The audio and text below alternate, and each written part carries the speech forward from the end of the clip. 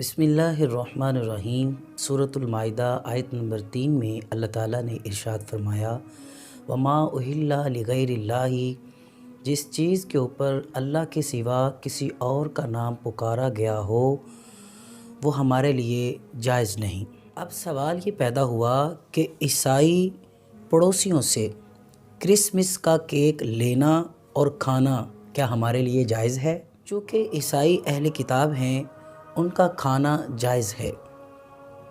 اگر وہ غیر اللہ کا نام لیتے ہیں تو پھر ہمارے لیے جائز نہیں۔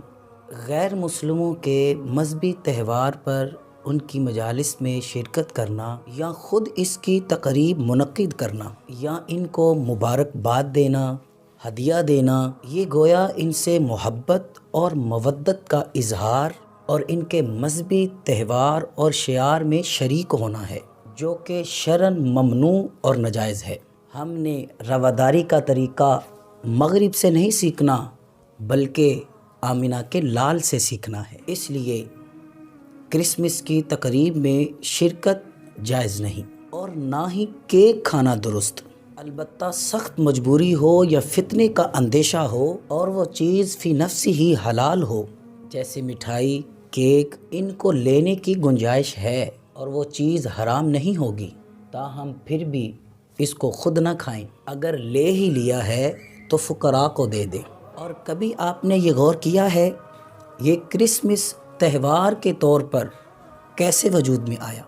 آج دنیا بھر میں کرسمس جوش و خروش کے ساتھ منایا جاتا ہے، لیکن مسیح مذہب کے ابتدائی 3 سالوں میں کرسمس کا کوئی وجود نہیں تھا۔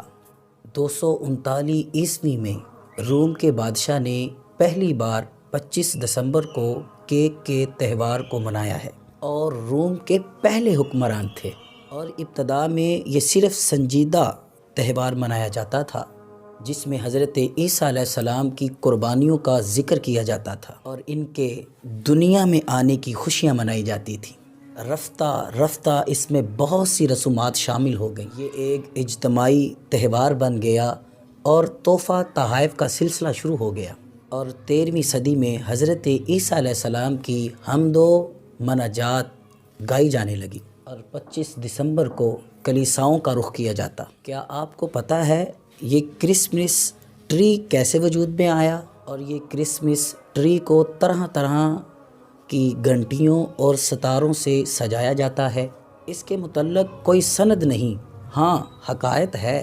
16ویں صدی میں یہ جرمن میں عام ہوا تھا، اور جب جرمنی کا رابطہ انگلینڈ سے ہوا تو یہ ہرا بھرا درخت کرسمس کے جشن کا ایک حصہ بن گیا۔